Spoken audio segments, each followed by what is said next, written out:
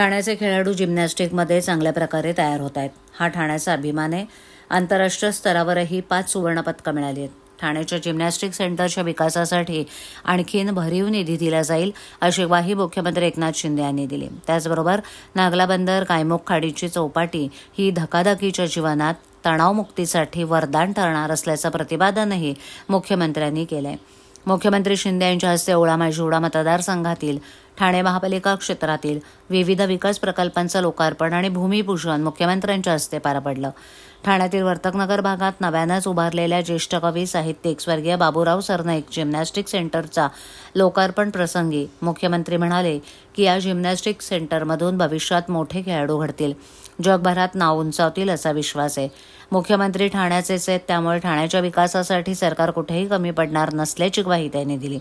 दरम्यान नागला बंदर waterfront development प्रकल्पांतर्गत हिंदू हृदय सम्राट बाळासाहेब ठाकरे चौपाटी गायमुखचं 2ऱ्या टप्प्याचं लोकार्पण आणि 3ऱ्या टप्प्याचं भूमिपूजन त्यांच्या हस्ते पार पडलं. धकाधकीच्या जीवनात सध्या हा विरंगुळा आवश्यक आहे. ही गायमुख चौपाटी ठाण्याच्या विकासात भर घालणारी आहे. ठाणेकरांना तणावमुक्तीसाठी ती वरदान ठरेल असा विश्वास त्यांनी व्यक्त केला.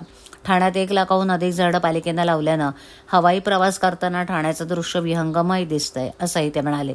उद्यानं सेंट्रल पार्क उभारली पाहिजेत, पण त्याचा सांभाळही चांगल्या प्रकारे झाला पाहिजे असा सल्ला मुख्यमंत्र्यांनी पालिका प्रशासनाला दिला. यावेळेला खासदार नरेश म्हस्के, आमदार प्रताप सरनाईक, माजी आमदार रवींद्र फाटक, महापालिका आयुक्त सौरभ राव यावेळेला उपस्थित होते.